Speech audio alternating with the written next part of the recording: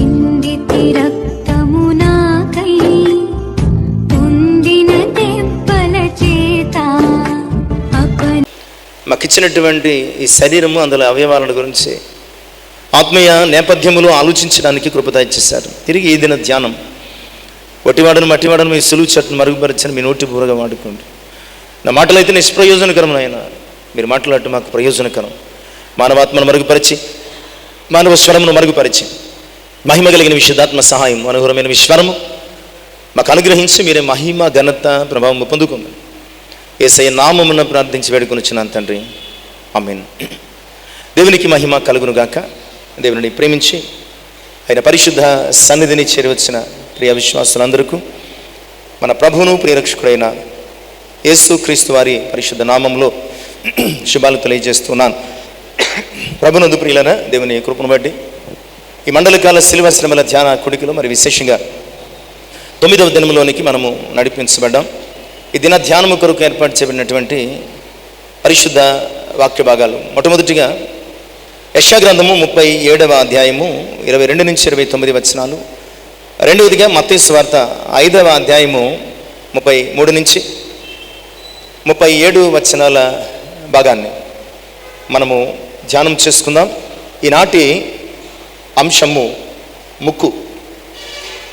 ప్రభునందు ప్రియులారా, ఇప్పటి వరకు తలను గురించి, తల వెంట్రుకలను గురించి, తలంపులను గురించి, అలాగే కళ్ళ గురించి, కన్నీరు గురించి, చూపుల గురించి, అలాగే చెవి గురించి కూడా జ్ఞాపకం చేసుకున్నాం. ఇవన్నీ ఎందుకు మనం జ్ఞాపకం చేసుకోవాలంటే వీటన్నిటి ద్వారా మనము కొన్ని పొరపాట్లు చేస్తూ ఉంటాం. వీటిని దేవునికి మహిమకరముగా, అలాగే మన జీవానికి లేదా మన ఉనికికి ఆధారంగా వాడడం మానేసి కొన్నిసార్లు నేరుగా వీటితో కొన్ని పొరపాట్లు చేస్తూ ఉంటాం. కొన్నిసార్లు వీటిని దేనికి సూచనలుగా, సాదృశ్యంగా, సైన్స్గా వాడుతూ ఉంటాము. వాటి ద్వారా మనము పాపాలు చేస్తూ ఉంటాం. ఏది ఏమైనప్పటికీ మన శరీరములో దేవుడు ఏర్పాటు చేసిన ప్రతి అవయవము మన జీవనాధారము మాత్రమే కాదు, మన ఆత్మీయ జీవితానికి ఆధారం కూడా. ఇప్పుడు వరకు మనం ఇంచుమించుగా 7 అంశాలు, మొదటి రోజు తీసేస్తే ఈ రోజుతో 8 అవయవాల గురించి మనం మాట్లాడుకున్నాం. ఈ 8 అవయవాలు ఎంత ప్రాముఖ్యమంటే వాటిని మనం కలిగి ఉన్నాం కనుక వాటి విలువ తెలియటం లేదు మనకి. ఒకవేళ అవి లేని మన శరీరాన్ని ఒక్కసారి ఊహించుకుందాం. మనం ఇప్పటి వరకు తల లేకపోతే ఎలా ఉంటుంది? తల లేని శరీరం ఎలా ఉంటుందండి? తలాంటి శిరస్సు ఎలా ఉంటుంది? మొండింగ్లా ఉంటుంది, అంటే జీవం లేనట్టు ఉంటుంది. తల వెంట్రుకలు లేకపోతే ఎలా ఉంటుంది? తలంపులు, ఆలోచనలు మన జీవితంలో లేకపోతే, కళ్ళు లేకపోతే, కన్నీళ్లు లేకపోతే, లేదా చూపులు లేకపోతే, చెవి లేకపోతే, ఇవన్నీ లేకపోతే వాటి విలువ మనకి అర్థమవుతుంది, తెలుస్తుంది. అలాంటి విలువైనటువంటి అవయవాలను మనకిచ్చి మన యొక్క శరీరము, అందులో అవయవముల ద్వారా దేవునికి మహిమకరంగా మహిమపరుస్తూ జీవించమంటే మనకి ఇవ్వబడినటువంటి ఈ అవయవాలను మన ఇష్టానుసారంగా వాడుతూ వాటిని పాడు చేసుకుంటున్నాం. కొన్నిసార్లు వాటి ద్వారా దేవునికి అపకీర్తిని తీసుకొస్తూ ఉన్నాం. చూడండి, సిలువలో వేలాడబడినటువంటి ఆయన శరీరం ప్రతి అవయవము గాయపరచబడింది. సిలువలో ఆయన ప్రతి అవయవము గాయపరచబడితే మన అవయవాలకు సౌందర్యము చేకూర్చబడింది. కనుక అలాంటి అవయవాలు కలిగిన మనం మన అవయవాల ద్వారా దేవుడు ఏం మాట్లాడుతున్నాడో జ్ఞాపకం చేసుకుని వాటిని మనము దేవునికి మహిమకరంగా వాడడానికి సిద్ధపడదాం. ఈరోజు ధ్యానాంశము ముక్కు. ఒకసారి ముక్కు లేని ముఖాన్ని ఊహించుకోండి. ఒకసారి ముక్కు లేని ముఖాన్ని ఊహించుకోండి. ఎలా ఉంటుంది ఆలోచించండి. అసలు ముక్కు కాస్తంత చిన్నగా ఉంటే, వంకరగా ఉంటే పిల్లి ముక్కు అని, చప్పిడి ముక్కు అని రకరకాల పేర్లు పెడతా ఉంటాం. అలాంటిది అసలు మన ముఖంలో ముక్కే మాయమైపోయింది, మిస్ అయిపోయింది అనుకోండి, ఎలా ఉంటుందో ఆలోచించండి.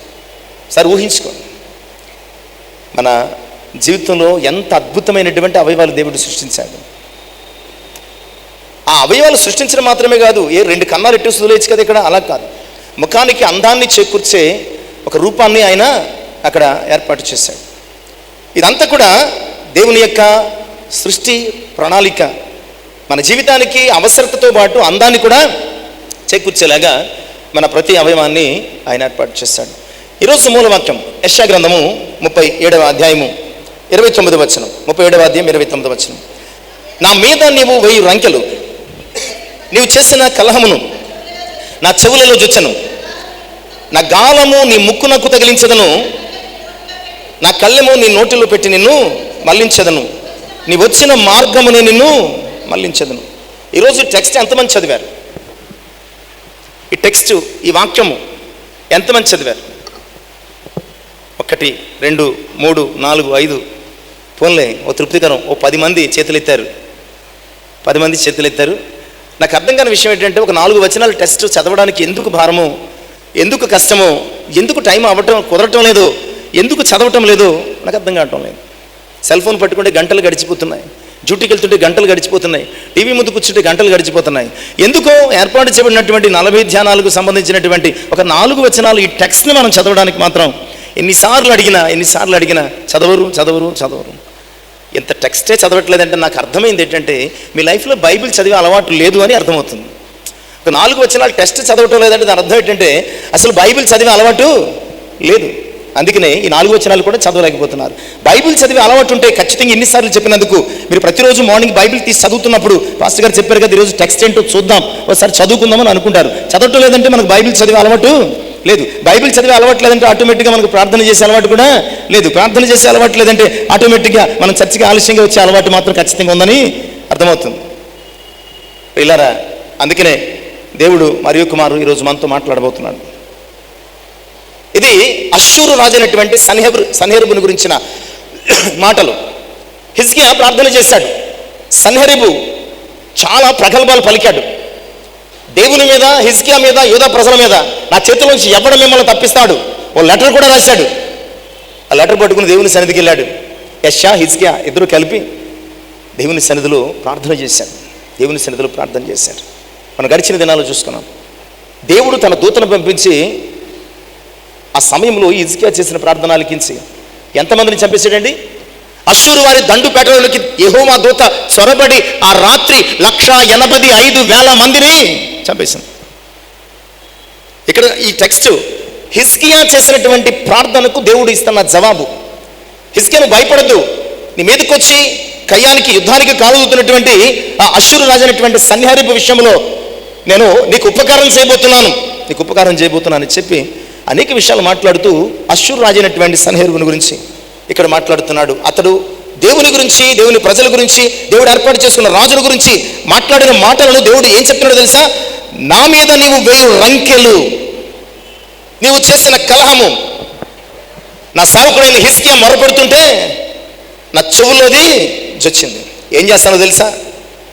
నా గాలము నీ ముక్కునకు తగిలించదను, నా కళ్ళెము నీ నోటిలో పెట్టి నిన్ను మళ్లించదను. నీవే మార్గంలో వచ్చావో ఆ మార్గంలో నేను ఎక్కడికి వెళ్ళిపోతావు? తిరిగి మళ్ళా రాజు ఒక్కడే వెళ్ళిపోయాడు. సైన్యం అంతా ఏమైపోయింది?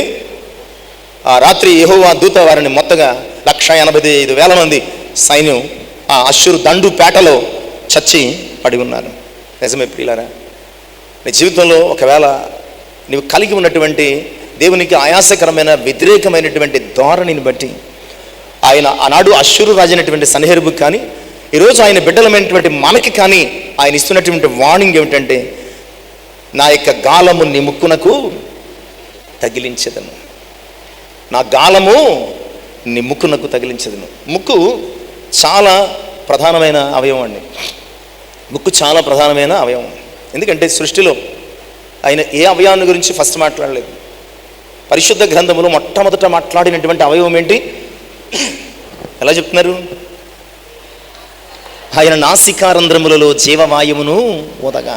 అంటే మానవ జీవితానికి చాలా ప్రధానమైనటువంటి అవయవము ఏమిటి అంటే, మిగతా అవయవాలని ప్రధానమే, చాలా ప్రధానమైనది పరిశుద్ధ గ్రంథములో మొట్టమొదటిగా వ్రాయబడింది.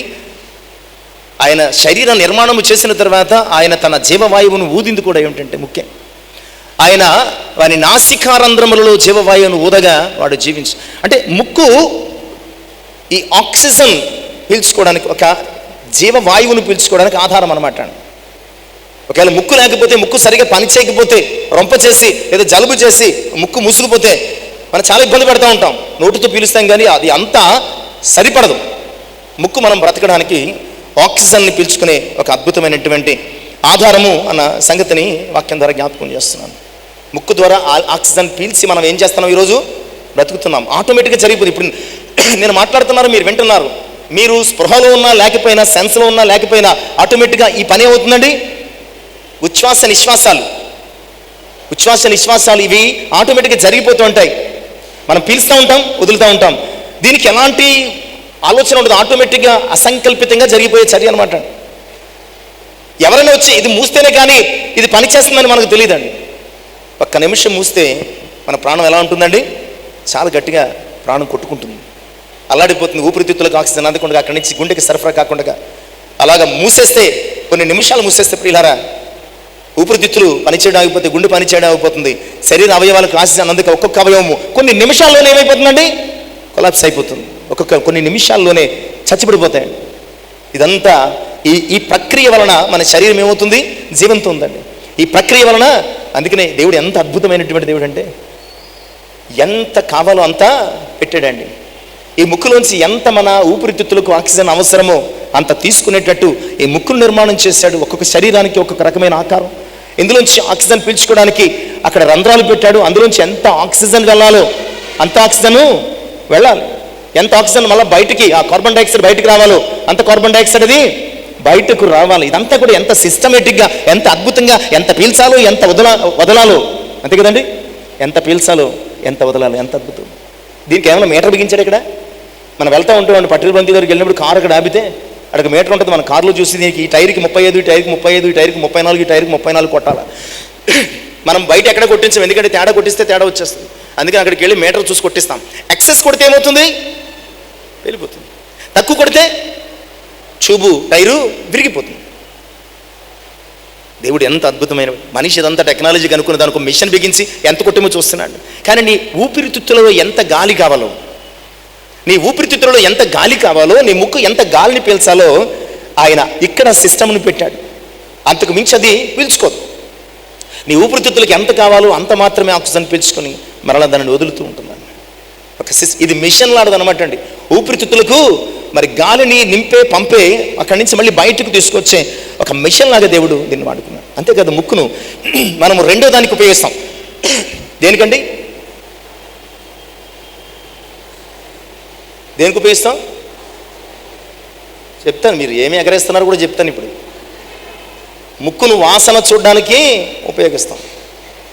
ఓ పదార్థం పాడైపోయిందో లేదో జస్ట్ కళ్ళు మూసుకుని ముక్కుతో చూసి వాసన చూసి చెప్పేస్తాం.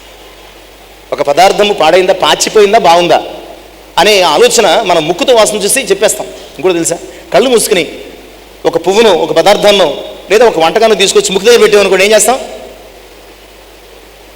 మల్లెపూ తీసుకొచ్చి ముక్కు దగ్గర పెట్టామనుకోండి, లిల్లీ పువ్వు అంటామా?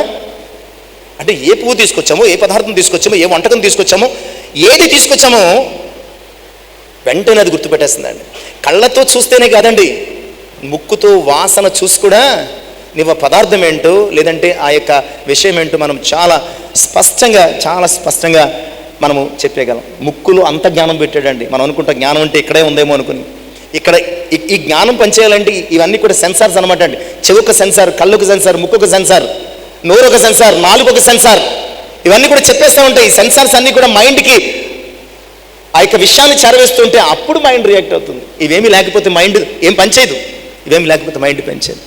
ముక్కుతో వాసన చూసి పాడైందా లేదో చెప్తాం. ఆ పదార్థము ఏమిటో కూడా చాలా సులువుగా మనం చెప్పేస్తూ ఉంటామండి ఇలారా. అంతేకాదు, ముక్కును మనము అలంకరించుకుంటామండి. ముక్కు పుడకలు కూడా పెట్టుకుంటాం. ముక్కు పుడక పెట్టుకోవడం వల్ల ముఖానికి అందము కూడా వస్తుంది. ఇలా ముక్కును రకరకాలుగా మనము ఉపయోగించుకుంటాం. దేవుడు మనకి ఇచ్చినవి కొన్ని అయితే మనము సొంతంగా ఆలోచన చేసుకుని ముఖానికి అందాన్ని చేకూర్చుకోవడంలో మరిన్ని విషయాలు చేర్చుకుంటూ ఉంటాం. ఇలాంటి ముక్కు ఈరోజు మనం కలిగి ఉన్నాం. అయితే అయితే ఈ ముక్కు ఏ విషయాన్ని, ఏ లక్షణాన్ని మనకి తెలియజేస్తుంది? మనకున్న సమయాన్ని బట్టి ఒక 5, 6, 7 మనం త్వరగా ఆలోచన చేయడానికి సిద్ధపడదామండి. ప్రతి అవయవము మన జీవితంలో కొన్ని సైన్స్ని చూపిస్తుంది, అంటే కొన్ని సూచనలు, కొన్ని లక్షణాలు, కొన్ని గుణాలను చూపిస్తుంది. ఆ అవయవాన్ని, అలాంటి వాటికి మనలో ఉన్నటువంటి ఫీలింగ్స్ని ఎక్స్ప్రెస్ చేయడానికి ఆ అవయవాలను ఉపయోగిస్తూ ఉంటాం. అలాంటి ఆ లక్షణాలను, ఆ ఫీచర్స్ లేదా ఆ సైన్స్ని మనం ఈరోజు ముక్కు ద్వారా ఆలోచన చేసి మనం తెలుసుకొని అవి చెడా మంచా, వాటిని మనము కలిగి ఉండాలా, తీసివేసుకోవాలా, వాటిని అంగీకరించాలా, విసర్జించాలా, మనము ఆలోచన చేయడానికి సిద్ధపడదాం. మొట్టమొదటిగా ముక్కు దేనికి సూచన? ముక్కు దేనిని ఎక్స్ప్రెస్ చేస్తుంది అంటే మొట్టమొదటిగా ముక్కు కోపాన్ని వ్యక్తం చేస్తుంది. అందుకనే చాలామంది ఏమంటారంటే, కోపిష్టి వాళ్ళని, అస్తమాటు కోపడుతున్న వాళ్ళు ఏమంటారండి, చీటికి మాటికి చిన్నదానికి కోపడుతున్న వాళ్ళు ఏమంటాం, వాడితో జాగ్రత్త రా, వీడికి అసలు ముక్కు మీద కోపం ఏమైనా ఉంటుంది ఏంటండి. కానీ కోపాన్ని వ్యక్తీకరించే అవయవాలలో చాలా ప్రధానమైనది ముక్కు. ఆ కోపపడినప్పుడు ముక్కు ఎర్రబడుతూ ఉంటుంది. అందరికి కాదనుకోండి, కోపపడినప్పుడు ముక్కు ఎర్రబడుతూ ఉంటుందండి. కోపాన్ని, ఇతను కోపం వచ్చింది అని చెప్పడానికి, ఇతనికి చాలా షార్ట్ టెంపర్, త్వరగా కోపపడిపోతాడు, ఇతను చాలా త్వరగా కోపపడిపోతాడు అని చెప్పడానికి మనం ఏం చేస్తామంటే, అతను ముక్కు మీద కోపం అండి, ముక్కు మీద చాలా కోపం. అంటే ముక్కును మనం దేనికి సాదృశ్యంగా ఉపయోగిస్తామంటే కోపానికి సాదృశ్యంగా ఉపయోగిస్తూ ఉంటాం. నిజమే ప్రియులారా, ఈరోజు వాక్యం ఏం చెప్తుందంటే ఈ అంశం ద్వారా మన కోపాన్ని మనం కంట్రోల్ చేసుకోవలసిన అవసరతను జ్ఞాపకం చేస్తుంది. లేకపోతే ఆయన ఏమంటున్నాడో తెలుసా, నీ ముక్కు మీద ఉన్న కోపాన్ని తీసుకువెచ్చుకోకపోతే నీ ముక్కుకి ఏం చేస్తానంటున్నాడు, గాలాన్ని వేస్తానంటున్నాడు. ఆ తర్వాత ఒక్కసారి నీ ముక్కులో గాలం దూరిన తర్వాత నువ్వెంత గింజుకున్నా అప్పుడప్పుడు చెరువుల పక్కన చేపలు పడుతూ ఉంటారు, అది నోట్లోంచి, ముక్కులోంచి బయటకు వచ్చేస్తుంది. అది దానికి ఉన్న బలాన్ని బట్టి బయటికి తీసిన తర్వాత గింజుకోవడానికి ప్రయత్నం చేస్తూ ఉంటుంది, విడిపించుకోవడానికి ప్రయత్నం చేసుకున్న ప్రతిసారి గాయము ఎక్కువ అవుతుంది, రక్తము స్రవిస్తుంది, చివరికి అది చచ్చిపోతుంది. ప్రియులారా, అలాంటి స్థితి మన జీవితంలోనికి వచ్చి ఆయన కంప్లీట్గా మనల్ని కంట్రోల్లోకి తీసుకుని మనల్ని శిక్షించక ముందే, ఒకవేళ మన జీవితంలో కోపం ఉంటే, చిన్నదానికి పెద్దదానికి, అయిన దానికి కాని దానికి, ఒకవేళ మనలో కోపం ఉంటే కనుక ముక్కు దేనికి సాదృశ్యం అంటే నీ యొక్క అనవసరమైన కోపానికి, నిష్కారణమైనటువంటి కోపానికి, చీటికి మాటికి నీవు పడే కోపానికి, నీ షార్ట్ టెంపర్కి సాదృశ్యం కనుక దాన్ని నీ జీవితం నుంచి తీసివేసుకో. ఈ అష్షూరు రాజు అయినటువంటి సన్హెరీబు కూడా చాలా షార్ట్ టెంపర్ అనమాట అండి, చాలా రెచ్చిపోయి మాట్లాడుతున్నాడు. అతను రాసినటువంటి లెటర్ హిజ్కియాకు లేదా అతని మాటలు చాలా కోపంతో, వ్యాండ్రముతో, షార్ట్ టెంపర్గా ఉన్నాయన్నమాట అండి, చాలా తుణీకరంతో మాట్లాడుతున్నాడు. అలాంటి కోపిష్టి అయినటువంటి సన్హెరీబుతో దేవుడు మాట్లాడుతున్నాడు, నువ్వు నా మీద రంకెలేస్తున్నావు, నువ్వు చేసిన కలహాన్ని నేను వింటా ఉన్నాను. ఏం చేస్తానో తెలుసా, నీ ముక్కునకు గాలము తగిలిస్తాను. 37వ సంకీర్తన 8వ చరణం, 37వ సంకీర్తన 8వ చరణం, కోపము మానము, ఆగ్రహము విడిచిపెట్టు. నీ షార్ట్ టెంపర్ తీసేసుకో. ఎవరికైనా ప్రతిదానికి కోపపడి, ఆగ్రహపడి నువ్వు ప్రవర్తించుకో. ఎందుకంటే యాకోబు 1వ అధ్యాయం 20వ వచనం, నరుని కోపము దేవుని నీతిని నెరవేర్చు. నీ షార్ట్ టెంపర్ అనేది దేవుని నీతినే కాదు, అసలు ఏ నీతిని నెరవేర్చదు. నీ షార్ట్ టెంపర్ వల్ల చాలా పొరపాట్లు చేస్తూ ఉంటాం, చాలా తప్పులు చేస్తూ ఉంటాం. కనుక మొట్టమొదటిగా నరుని కోపము దేవుని నీతిని నెరవేర్చదు కనుక దేవుని నీతిని నెరవేర్చలేనటువంటి నీ పనికిమాలిన కోపాన్ని తీసివేసుకో, నీ ముక్కు మీద కోపాన్ని తీసివేసుకో. ఇంకా చెప్తాడు కొలస్సీ 3:8, కోపము ఆగ్రహము విసర్జించుము, కోపము ఆగ్రహము విసర్జించుము అంటాడు. ప్రియులారా, మరి నీ జీవితంలో ఉన్నటువంటి కోపానికి కళ్ళెము దేనితో వేయాలి అంటే ఒక చక్కటి మాట యాకోబు పత్రిక 1వ అధ్యాయం 21వ వచనంలో చెప్తాడు, అందుచేత సమస్త కల్మషమును, విర్రవీగుచున్న దుష్టత్వమును మాని లోపల నాటబడి మీ ఆత్మలను రక్షించుటకు శక్తిగల వాక్యమును సాత్వికముతో వాక్యమని గాలం వేసుకోవాలంటాడు. నీ ముక్కుకి ఏం చేసుకోవాలా, వాక్యమనే గాలము వేసుకుని నీ యొక్క అధిక కోపమును, అనవసరమైన కోపమును, చీటికి మాటికి కోపపడే నీ యొక్క తత్వాన్ని నువ్వు మానేసుకోవాలి. అలా మానగలిగితే నువ్వు దేవుని కృపను పొందుకోగలుగుతావు. కనుక ముక్కు మొదటిగా మనలో ఉన్నటువంటి కోపానికి సాదృశ్యం. ఇక రెండవదిగా ముక్కు అనేది పొగరుకు సాదృశ్యం. ముక్కు అనేది పొగరుకు సాదృశ్యం అన్న సంగతి కూడా వాక్యము జ్ఞాపకం చేస్తుంది. మనము చాలా పొగరుతో మాట్లాడినప్పుడు మన ముక్కు పుట్టలు ఏమవుతాయండి? ముక్కు పుట్టలు ఎగసి అదురుతూ ఉంటాయన్నమాట. అంటే పొగరుగా మాట్లాడుతూ ఉంటాం. మన ముక్కు దేనికి ఎక్కువ ఉపయోగిస్తామంటే పొగరుగా ఉన్నామని చెప్పడానికి మన ముక్కును ఎగరేస్తూ ఉంటాం. నిజమే ప్రియులారా, రాజుల 2వ గ్రంథం 19:28 రాజుల 2వ గ్రంథం 19:28 ఇదే విషయం మనం యెషయా గ్రంథంలో చదువుకున్నదే. ఇక్కడ రాజుల చరిత్రలో ముందు రాస్తూ ఉంటాడు అనమాట అండి. అక్కడేమో ప్రవక్త రాస్తున్నది, ఇక్కడ రాజుల చరిత్ర అనమాట అండి. 28 నా మీద నీవు 1000 రంకెలు నీవు చేసిన కలహం నా చెవులలో జొచ్చాను గనుక నా గాలము నీ ముక్కునకు తగలించదను, నా కళ్ళము నీ నోటిలో పెట్టి నిన్ను మళ్ళించదు. ఈ కలహము రంకెలు దేనికి సాదృశ్యం అంటే ప్రియులారా, అష్షూరు రాజైనటువంటి సన్హెరీబు పొగరు పట్టి మాట్లాడుతున్నాడు, కళ్ళు నెత్తికెత్తి మాట్లాడుతున్నాడు. దేవుని ప్రజలను, ఆయన రాజును పొగరు పెట్టి సవాలు చేస్తున్నాడు అనమాట అండి. చాలాసార్లు ప్రియులారా ముక్కు పొగరుతో మనం కూడా ఏం చేస్తామండి? సవాలు చేస్తూ ఉంటాం. పొగరికి మాట్లాడుతూ ఉంటాం. చాలాసార్లు స్థితికి మించి, స్థాయికి మించి మనము పొగరుకరమైనటువంటి మాటలు మాట్లాడుతాం. దేవుని వాక్యం చెప్తుందంటే, ఒకవేళ అష్షూరు రాజు వలె నీ పొగరును నీవు తగ్గించుకోకపోతే కనుక నీ ముక్కునకి ఏం చేస్తానంటున్నాడు? గాలము వేస్తానంటున్నాడు. 75వ సంకీర్తన 5వ చరణం, 75వ సంకీర్తన 5వ చరణం త్వరగా చదువుదాం. ఎత్తుగా కొమ్ము ఎత్తుకుడి, పొగరు పట్టిన మాటలు మాటలాడకుడి. భక్తిహీనులకు దేవుడు మీరు పొగరు బట్టి మాటలాడద్దు అని భక్తిహీనులకు దేవుడు సెలవిస్తున్నాడు. గుర్రాలు కొన్నింటిని ప్రత్యేకంగా అడవుల్లోంచి అడవి గుర్రాలని పట్టుకొస్తూ ఉంటారు.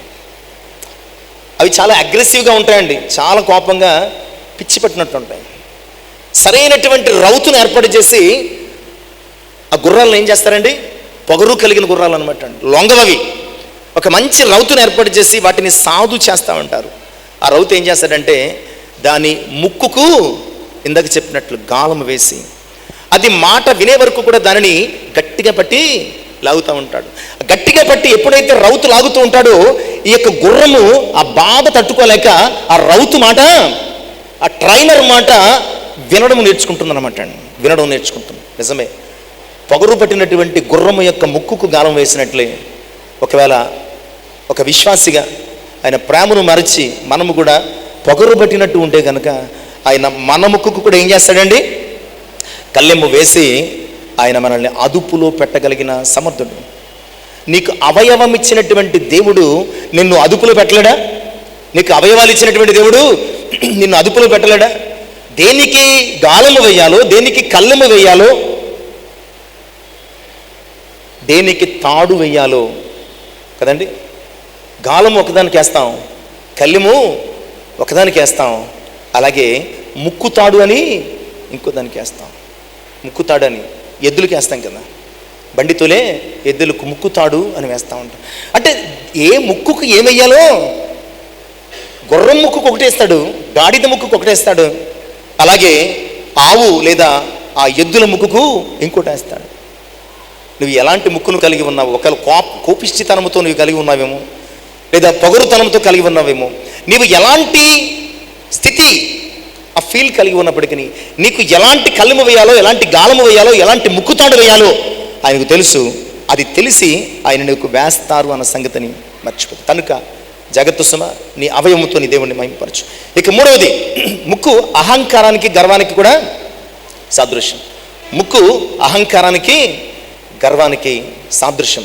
ఇవన్నీ కూడా మనం అబ్జర్వ్ చేస్తే మన అవయవాల్లో కనబడతా ఉంటాయండి. ఒక్కొక్క ఫీచర్ ఒక్కొక్క అవయవంలో కనబడతా ఉంటుందండి. అన్నిటికంటే ముఖములో బాగా కనిపించే అవయవం ఏంటండి? ముఖములో బాగా కనిపించే అవయవాల్లో చాలా ప్రధానమైనది ముక్కు. ప్రస్ఫుటంగా కనబడుతుంది అనమాట, చాలా క్లియర్గా కనబడుతుంది.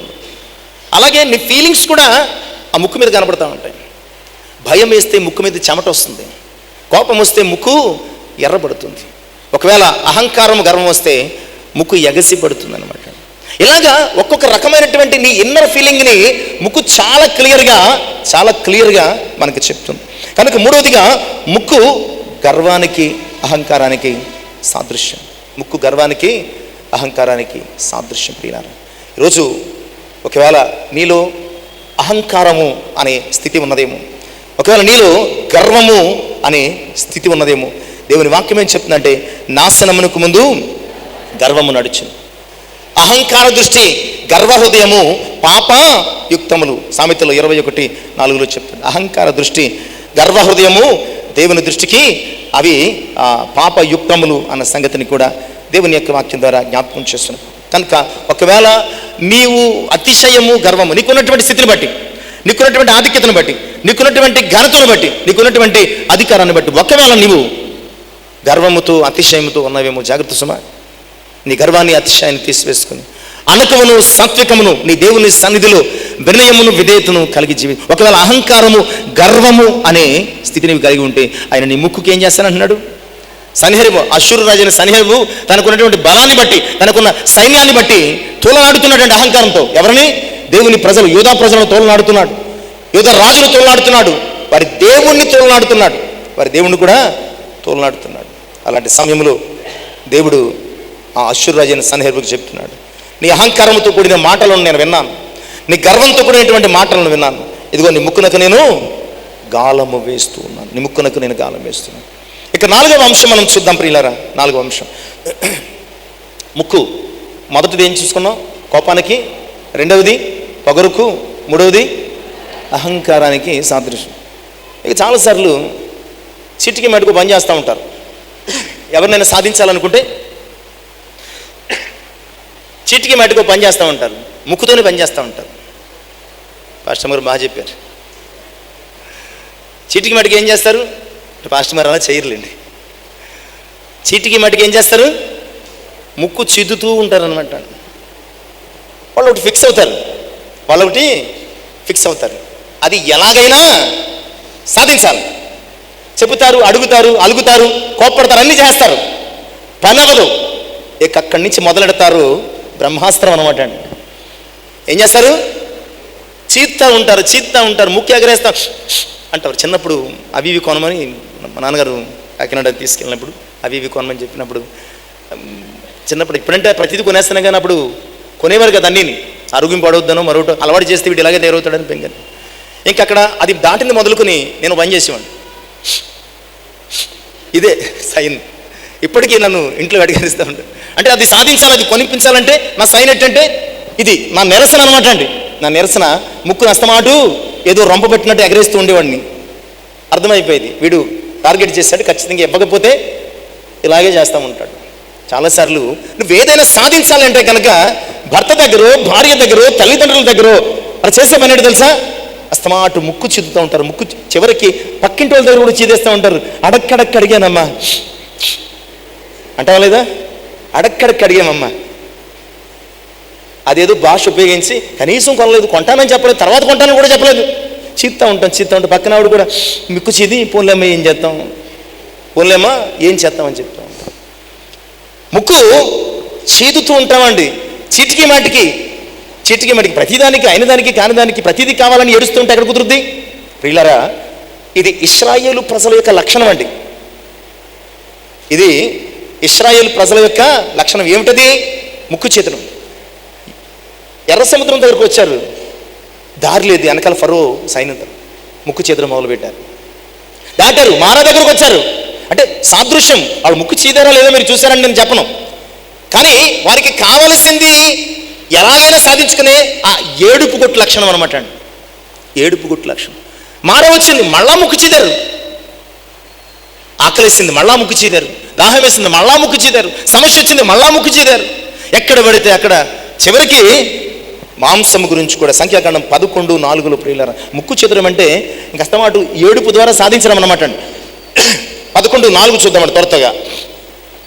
సంఖ్య 11:4. వారి మధ్యన ఉన్న మిశ్రిత జనం, అంతేనండి, మాంసాపేక్ష అధికముగా కనుపరచరి. ఇశ్రాయేలీలు ఫస్ట్ టైం ఆడుంటున్నది వీళ్ళు. ఇక్కడ ఆ మాట మరలా అన్న మాట వారు ముక్కు చేదే అనుభవం, ఏడుపు కొట్టు మొక్కానికి సాదృశ్యం అనమాట.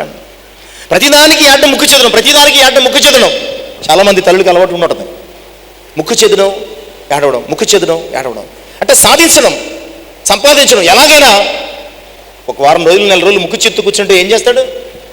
వీడు ముక్కు తాకట్టు పెట్టానా, వీడు ముక్కు తాకట్టు పెట్టని తీసుకొచ్చి కొని ఇవ్వాలంతే. ఇలారా, ఇలాంటి పెంకితనం అనేది విశ్వాసకి సరిపోదు.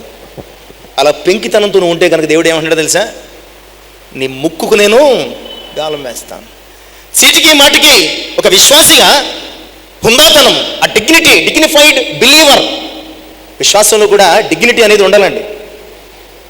దేవుడు ఇవ్వలేదని, అడిగింది ఇవ్వలేదని, అడిగినప్పుడు ఇవ్వలేదని చీటికి మాటికి చచ్చికి మానేస్తూ ఉంటారు, చీటికి మాటికి అలుగుతూ ఉంటారు, చీటికి మాటికి ఇంకా ఏదో చేస్తూ ఉంటారు. ప్రియులారా, చీటికి మాటికి ముక్కు చేస్తూ ఉంటాం. ఎవరి మీద? ఎవరు ఇచ్చుతావు? పెదల మీద ఇచ్చుతావు, పాస్టర్ గారి మీద ఇచ్చుతావు, పక్కోడు మీద ఇచ్చుతావా? చీటికి మాటికి ముక్కు చేతి అనుభవం నీ యొక్క మెచ్యూరిటీ లేనటువంటి స్థితిని, అపరిపక్వతను చూపిస్తుంది అనమాట. అపరిపక్వత, నువ్వు మెచ్యూరిటీ కలిగిన వ్యక్తివి కాదని చెప్తుందని. ముక్కు చెదడం, ప్రతిదానికి సాధించాలి, నేను అనుకున్నది కావాలి, నేను చెప్పిందే జరగాలి. ఈ అనుభవాలు క్రైస్తవ జీవితానికి సరైనటువంటివి కాబట్టండి. అలా ఉంటే కనుక ప్రియులారా, ఆయన అంటున్నాడు, నీ చీదే ముక్కుకు ఆయన గాలం వేస్తాను, ఆయన గాలం వేస్తాను అన్న సంగతిని కూడా జ్ఞాపకం చేస్తున్నాను. ఇక ఐదవ అంశం, ముక్కు తిరుగుబాటుతనానికి సాదృశ్యం అన్నమాట అండి. ముక్కు తిరుగుబాటుతనానికి. కాలర్ ఎగరేసినట్టు తిరుగుబాటు చేసేవాడు ఏం చేస్తాడు తెలుసా? ముక్కు కూడా ఎగరేస్తూ ఉంటాడు. ముక్కు కూడా ఏది చూసుకుందాం రా అన్నట్టు అంటాడు అనమాట. ముక్కు మీద కూడా కొన్ని సైన్స్ ఉంటాయండి, ముక్కు మీద కూడా కొన్ని సైన్స్ ఉంటాయి. తిరుగుబాటుతనానికి ఇది కూడా ఎక్కడి నుంచి వచ్చింది? ఇశ్రాయేలు ప్రజల లక్ష్యం. వారు దేవుడిచ్చిన కృపలను పొందారు, తిరుగుబడడం మొదలెట్టారు. దేవుడిచ్చిన ఆశీర్వాదాలు పొందారు, తిరగబడ్డం మొదలెట్టారు. దేవుడిచ్చినటువంటి పరలోకపు మన్నాను తిన్నారు, తిరగబడ్డం మొదలెట్టారు. దేవుడిచ్చినటువంటి సమృద్ధికరమైనటువంటి మాంసాన్ని తిన్నారు, మరలా తిరగబడ్డం మొదలుపెట్టారు. ఇశ్రాయేలు ప్రజల ప్రియులారా తిరుగుబాటు ధోరణి కలిగిన వారు. నీ ముక్కు తిరుగుబాటుకు కూడా సాదృశ్యం. ఒకవేళ ప్రియులారా నీవు తిరుగుబాటుతనం కలిగిన వ్యక్తిగా ఉన్నాం. యోబు గ్రంథంలో అంటాడండి, 19వ అధ్యాయం 19వ వచనం. యోబు గ్రంథము 19:19 త్వరగా చదుదాం. మనము సమయవత్ వాక్యాన్ని ముగించుకునే ప్రయత్నం చేద్దాం. 19:19 నా ప్రాణ స్నేహితులకి అందరికీ నేను ఆశ్రయుడిని అయితేనే, నేను ప్రేమించిన వారు నా మీద తిరుగుబడి ఉన్నారు. దేవుడు ప్రేమించినటువంటి ఆయన ప్రజలు ఆయన మీద తిరుగుబడి ఉన్నారండి. అంతేకాదు తిరుగుబాటు మూర్ఖత్వం అటండి. మూర్ఖత్వం. ఒకవేళ నీవు తిరుగుబాటు కలిగినటువంటి స్వభావం కలిగిన ముక్కును కలిగి ఉన్నావు, తిరుగుబాటు స్వభావం కలిగినటువంటి ముక్కును, దానికి గాలము వేసి నీ తిరుగుబాటును మొత్తం తీసేసి నిన్ను లొంగగొడతాను, లోబాటు చేస్తానని జ్ఞాపకం చేస్తాను. ఇక ఐదవ విషయాన్ని మనం చూద్దాం. సామెతల గ్రంథము 11:22. ఇప్పటివరకు కొన్ని లోకోక్తులను బట్టి మనం జ్ఞాపకం చేసుకున్నాం. ఇప్పుడు మరలా దేవుని గ్రంథంలోనికి వెళ్దాం. సామెతలు 11:22. వివేకము లేని సుందర స్త్రీ.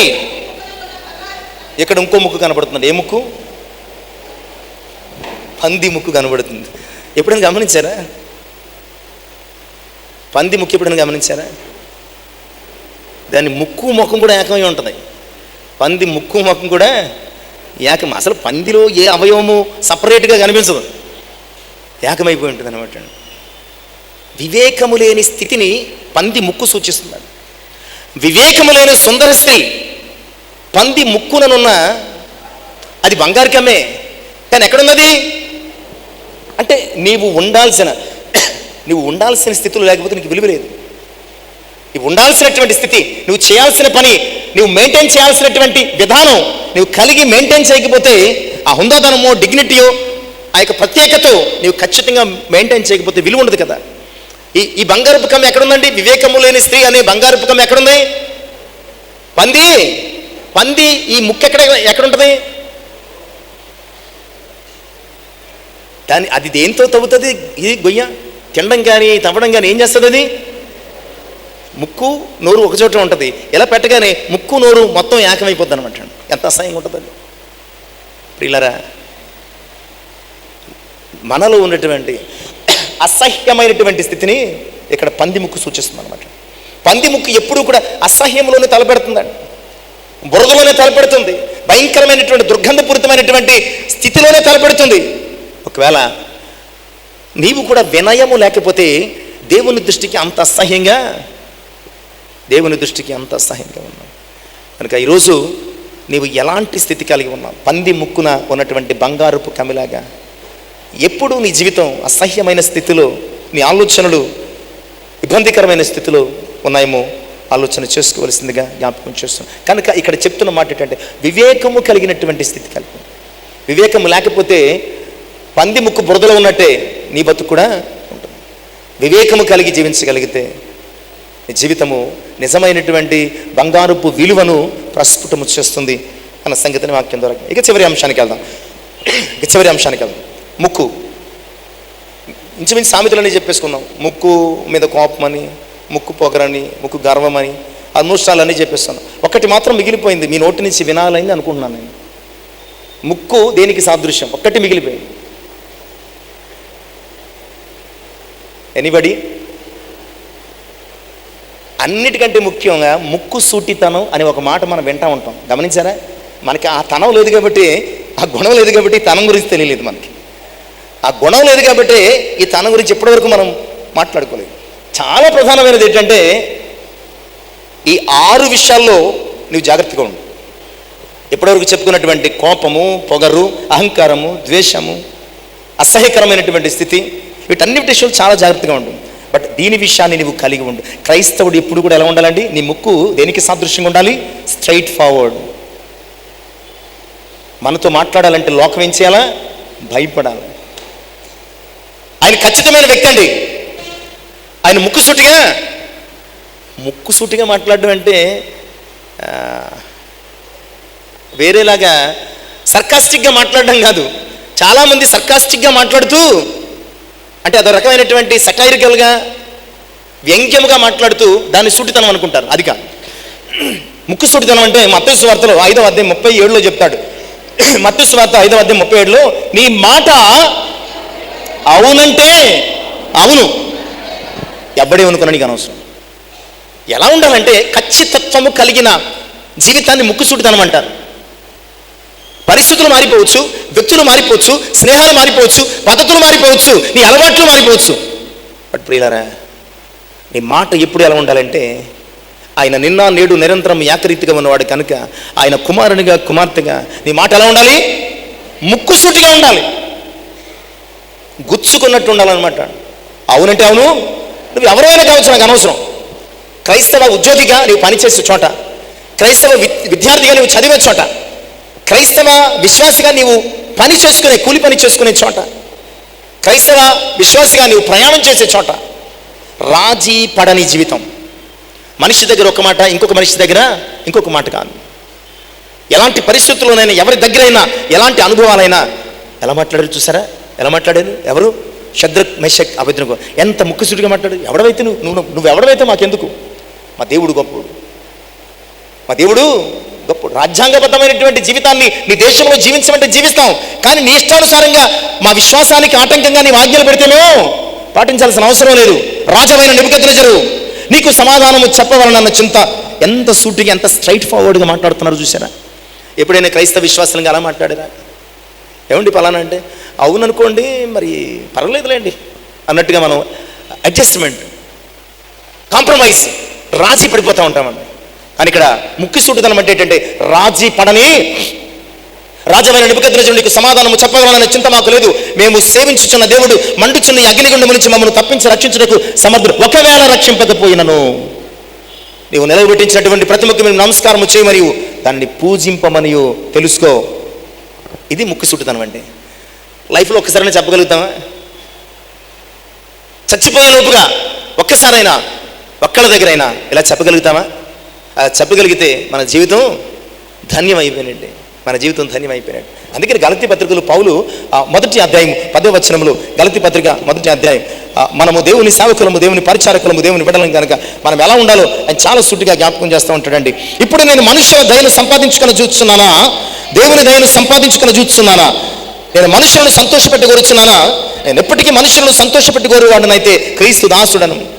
ముక్కుసూటితనం లేకపోతే, క్రైస్తవ విశ్వాసిగా నీ జీవితంలో ముక్కుసూటితనం లేకపోతే నీవెప్పటికీ దేవుని దాసుడవు, క్రైస్తవుడవు, విశ్వాసవి, ఆయన బిడ్డవి ఎప్పటికీ కాదు కానేరవని చాలా క్లియర్గా చెప్పేస్తున్నాను. ఎప్పటికీ కాదు కానేరం. కనుక ఇప్పటి వరకు మనం 6 రకాల ముక్కుల గురించి జ్ఞాపకం చేసుకున్నాం. అవన్నీ కూడా మనం సరి చేసుకోవాలి. అప్పుడప్పుడు డాక్టర్ దగ్గరికి వెళ్తే అస్తమాటు రొంప వస్తుందండి, అస్తమాటు ఇబ్బంది అవుతుందండి అంటే ఆయన ముక్కులోకి టచ్లెట్ వేసి ఓ మాట చెప్తాడు. ఏం చెప్తాడు ఆయన? ఏం చెప్తారో చెప్పాలి మీరు. మీ ముక్కు దూలం వంకరగా ఉందంటాడు. మీ ముక్కు దూలం వంకరగా, దూలం అంటే ఇది ఒకవైపుకి ప్రక్కకి తిరిగి ఉందండి, అందువల్ల ఈ రంధ్రంలోంచి మీరు ఆక్సిజన్ బాగా పీల్చుకుంటున్నారు, ప్రాబ్లం ఏమీ లేదు. ఇక్కడ ముక్కు దూలం ఎలా వంగి ఉండడం వలన ఆక్సిజన్ ఫ్రీక్వెంట్గా మీకు వెళ్ళటం లేదు కనుక ఇక్కడ చీటికి మాటికి ఇన్ఫెక్షన్ వస్తుంది. ఇది చాలా చిన్నది కాదు, పెద్దది, సర్జరీ చేసి సరి చేయాలి. ఈ దూలను ఏం చేయాలంటే సర్జరీ చేసి సరి చేస్తే అప్పుడు ఆక్సిజన్ ఫ్రీక్వెంట్గా రెండింటి నుంచి వెళ్తుంది కనుక మీ యొక్క లంగ్ హెల్త్ బాగుంటుంది, మీ బ్రెత్ కెపాసిటీ బాగుంటుంది అని చెప్తాడు. అలాగే నీ ఆత్మీయ జీవితంలో కూడా నీ ముక్కు పాడైతే దీనికి సర్జరీ చేయాలని 6 విషయాలు చూస్తాం. బట్ ఇది అలాంటిది కాదు. ఇది వంకర ముక్కు కాదు.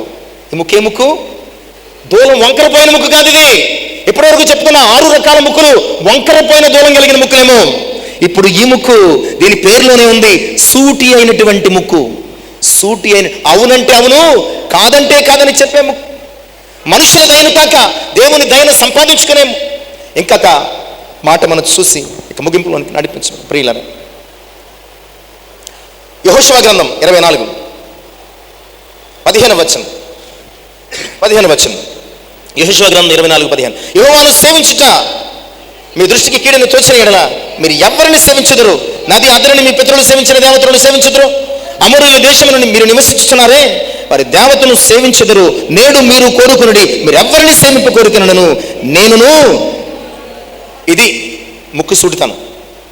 చుట్టూ చాలామంది ఉన్నారు, వాళ్ళు తలుచుకుంటూ యెహోషువని పీస్ చేస్తారండి కదండి. చేయగలరా లేదా?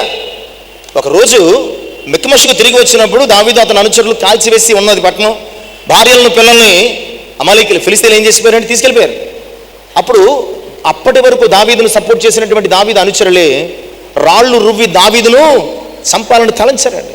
సమూయేలు మొదటి గ్రంథం 30వ అధ్యాయము 1 నుంచి 6 వచనాలు ఈ సంఘటన. అప్పుడు దావీదు తన దేవుడైన యెహోవాను బట్టి ధైర్యం తెచ్చుకున్నాడు అనే విషయాన్ని చూస్తాం. చాలాసార్లు మన చుట్టూ ఉన్నవారు మనల్ని పగబట్టి చంపేస్తాం. ఇక్కడ యెహోషువ ఇశ్రాయేలు సర్వ సమాజం ఎదుట ముక్కుసూటిగా మాట్లాడుతున్నాడు అండి. ముక్కుసూటిగా క్రైస్తవ విశ్వాసికి కావలసింది ముక్కుసూటితనం. ఏ ఎండకు గొడుగు పట్టడం కాదు. ఏ ఎండకు ఒక సామెత ఉంది, మోట సామెత ఒకటి ఉంది. వాడు ఏ టైపు అంటే అక్క బావ టైపు. వాడు ఏ టైపు అంటే అక్క బావ టైపు. అంటే ఏంటి? తప్పుడు మాట ఏం కాదు అది. అక్క దగ్గరికి వెళ్ళి బావ కోసం జొడిగా చెప్తాడు, అక్క దగ్గర డబ్బులు తీసుకుంటాడు. బావ దగ్గరికి వెళ్ళి అక్క కోసం జొడిగా చెప్తూ ఉంటాడు. ఇక్కడ బావ దగ్గర అంటే ఎక్కడ ఎలా ప్రవర్తించాలో వీడికి బాగా తెలుసు. ఎక్కడ వీడికి బావ దగ్గర డబ్బులు తీసుకుంటాడు, అక్క దగ్గర డబ్బులు తీసుకుంటాడు. క్రైస్తవునికి ఇది తగదు. అంటే అక్క దగ్గర బావ దగ్గర డబ్బులు తీసుకోవడం కాదు. ఏ ఎండకు ఆ గొడుగు పట్టే తత్వం తగదు. నీకు నష్టం కలిగింది పర్లేదు, నీకు కష్టం కలిగింది పర్లేదు, నీవు శత్రువు విరోధం అయిపోయి పర్లేదు. బట్ నీ మాట ఎలా ఉండాలి? అవునంటే అవును, కాదంటే కాదు. యెహోషువ అంటున్నాడు, మీరు ఎవరిని సేవిస్తారో నాకు అనవసరం, నేనును నా ఇంటి వారును. డిక్లరేషన్ నేనును నా ఇంటి వారును యెహోవానే సేవిస్తాం. ఈరోజు ప్రియులారా, నీవు ముక్కుసూటి విశ్వాసిగా ఉండాలండి. నీవు ముక్కుసూటి విశ్వాసిగా ఉండాలి. లేకపోతే నీ దేవుడు చీదేస్తాడు. నీ దేవుడు నిన్ను ఏం చేస్తాడు? చీదేస్తాడు. చీదినప్పుడు ఏమొస్తుంది? ముక్కులో ఉన్నటువంటి ఆ బ్యాక్టీరియల్ ఇన్ఫెక్షన్, చీముడు వచ్చేస్తుంది. అలాగే నిన్ను కూడా నీవు ముక్కుసూటితనంగా లేకపోతే కనుక ఆయన నన్ను కూడా ఆయన ఏం చేస్తాడటండి? చీదేసే పరిస్థితుల్లోనికి నడిపించబడే ప్రమాదం ఉన్నది అన్న సంగతిని దేవుని యొక్క వాక్యం. చాలాసార్లు ఎందుకు మనం ముక్కుసూటితనం పోగొట్టుకుంటామంటే విరోధం అయిపోతామేమో, అంతే కదండి. విరోధం అయిపోతాయేమంటే, లేనిపోని బాధ ఏమంటే, లేనిపోని అక్కడి నుంచి విరోధం ఏమంటే మన గురించి ఉన్నవి లేనివి ఏదో చెప్పేసి ఏం చెప్తారు? చెప్తే ఏం జరుగుతుంది? ఇప్పుడు చెప్తే ఎవడి గురించి నువ్వు బతకడం లేదు కదా, చెప్తే చెప్పుకోని నష్టం ఏంటి నీకు? ఏం ప్రాబ్లం లేదు నీకు. అందుకనే ప్రభు మత్తయి సువార్త 10వ అధ్యాయంలో 28 నుంచి 33 వచనాలు చక్కని మాటలు మాట్లాడతారు. మరియు ఆత్మను చంపనెరక దేహముని చంపవారికి భయపడుకుడు కానీ ఆత్మను దేహమును నరకములో నశింపచేయగల మనకి మిక్కిలి భయపడు. 2 పిచ్చుకలు కాసులు కమ్మబడింది కదా, ఆయనను మీ తండ్రి సెలవు లేక వాటిలో ఒక్కటైనను నేలపడదు. మీ తల వెంట్రుకలు అన్నీ లెక్కించబడి ఉన్నో గనుక మీరు భయపడుకుడి. మీరు అనేకమైన పిచ్చుకల కంటే శ్రేష్ఠులు. మనుషుల ఎదుట నన్ను ఒప్పుకుని వాడెవడు పరలోకమందున నా తండ్రి ఎదుట నేను వాడిని ఒప్పుకుందును. మనుషుల ఎదుట ఎవడు నన్ను ఎరిగినన్ను వారిని పరలోకమందున నా తండ్రి ఎదుట. ఏం చెప్తున్నాడండి ఆయన? మీ దేహాన్ని చంపవాన్ని బట్టి మీరు భయపడద్దు. మనము మన జీవితంలో ముక్కుసూటితనం ఎక్కడ పోగొట్టుకుంటామంటే మొక్కమాటాలకు పోయి, మనుషులకు భయపడి, మనుషుల నోటికి భయపడి ముక్కుసూటితనం. ఇక్కడ ప్రభు ఏమన్నాడంటే దేహాన్ని చంపేవాడి గురించి మీరు భయపడద్దు. అంటే మనిషికి నీవు భయపడాల్సిన అవసరం లేదు. నీ దేహాన్ని, ఆత్మను నరకములో నశింపచేయవాని గురించి భయపడండి. కనుక మనుషుల ఎదుట నన్ను ఎవడు ఒప్పుకుంటాడో వాడిని తండ్రి ఎదుట పరలోకమందున దూతల ఎదుట ఒప్పుకుంటాను. ఎవడు ఒప్పుకోడు వాడిని ఒప్పుకోను. నీవు ఈ లోకంలో ప్రభువు కొరకు ముక్కుసూటితనంగా ఉంటే ఆయన నేను పరలోకంలో ఒప్పుకుంటాడండి. అలా లేకపోతే ఏ ఎండకు ఆ గొడుగు పట్టుకుంటూ ఎక్కడ మాట అక్కడ చెబుతూ నువ్వు బతికేస్తూ ఉండాలని డిసైడ్ చేసుకుంటే కనుక నువ్వు దేనికి చెందకుండగా, మరి ముఖ్యంగా దేవునికి చెందకుండగా మిగిలిపోయే ప్రమాదం ఉన్నది. తనకి మాటలు వింటున్న ప్రియులారా, ముక్కు దూలాన్ని సరిచేసుకోవలసిన లక్షణాలను మనం జ్ఞాపకం చేసుకుని కోపాన్ని తీసివేసుకోవాలి, అహంకారాన్ని తీసివేసుకో, పొగరును తీసివేసుకోవాలి. అసలు ఈ రని ఆ ముక్కును, చీదే ముక్కును మనం సరిచేసుకోవాలి. పంది ముక్కు వలె అపవిత్రత, అసహ్యమైనటువంటి స్థితిలో మనం ఉండకూడదు. చివరికి ఎలా ఉండాలంటే నీవు ముక్కుసూటితనంతో ఉండాలి. క్రైస్తవునికి ఉండాల్సినటువంటి లక్షణం క్రీస్తు యందలి అతిశయము, దానిని ముక్కుసూటి. అలా ముక్కుసూటితనం మనం కలిగి ఉండగలిగితే ఒకవేళ ప్రస్తుత కాలం లోకానికి విరోధం కావచ్చేమో, కానీ దేవుని ఎదుట మనం తలనెత్తుకునే వారంగా ఉంటామన్న సంగతిని దేవుని యొక్క వాక్యం ద్వారా ప్రభువు కూడా అలాగే ప్రవర్తించారు. పరిచయులు కావచ్చు, శాస్త్రులు కావచ్చు, చివరికి పిలాతు ఎదుటి కూడా ఆయన ఏమన్నారు? ముక్కుసూటిగా మాట, అవును నేను రాజునే అన్నాడు ముక్కుసూటిగా. ప్రభునందు ప్రియులారా, మనము కూడా ప్రభువునకు వలె మనము కూడా ఈ లోకంలో అట్టి సాక్ష్యాన్ని కలిగి జీవించడానికి సిద్ధపడాలని జ్ఞాపకం చేస్తూ కొద్ది మాటలు ముగిస్తున్నాను. ప్రార్థన చేసుకున్నాను. పరిశుద్ధ వందనాలు. ఇంతవరకు మాతో మాట్లాడు. నిజమైన ఆయన ముక్కు అని మీరు మాకు ఇచ్చిన ఒక అవయవం ద్వారా అనేక విషయాలు మాట్లాడారు. ఒకవేళ మేము కోపిస్తూ వారంగా ఉన్నామా, ఒకవేళ మేము పగురు పట్టిన వారంగా ఉన్నామా, ఒకవేళ మేము అహంకారంతో ఉన్నామా, ఒకవేళ మేము ప్రతిదానికి చీటికి మాటికి సాధించే వారంగా ఉన్నామా, ఒకవేళ మేము అసహ్యమైనటువంటి అవివేకమైనటువంటి పనులలో ఉన్నామా, అలా కాక క్రైస్తవ విశ్వాసంగా మేము ముక్కు సూటితనం కలిగిన వారంగా ఉండాలని వాక్యము సెలవిస్తుంది. మాట అవునంటే అవును, కాదంటే కాదు. మనుషులను మెప్పించేవారు కాకుండా మిమ్మల్ని మెప్పించేవారంగా యెహోషువ వలె, షద్రక్ మేషక్ అబేద్నెగో వలె విశ్వాసములో, విశ్వాస ప్రయాణములు, ఆత్మీయ జీవితంలో ముక్కు సూటితనంతో ఉండగలిగి కృపను, ఆ యొక్క స్పష్టతను మాకు దయచేయమని విన్న వాక్యం మా హృదయములు ఫలింపచేయండి. సమస్త మహిమ ఘనత ప్రభావం యేసయ్య నామమున ప్రార్థించి వేడుకొనుచున్నాను తండ్రి. ఆమేన్.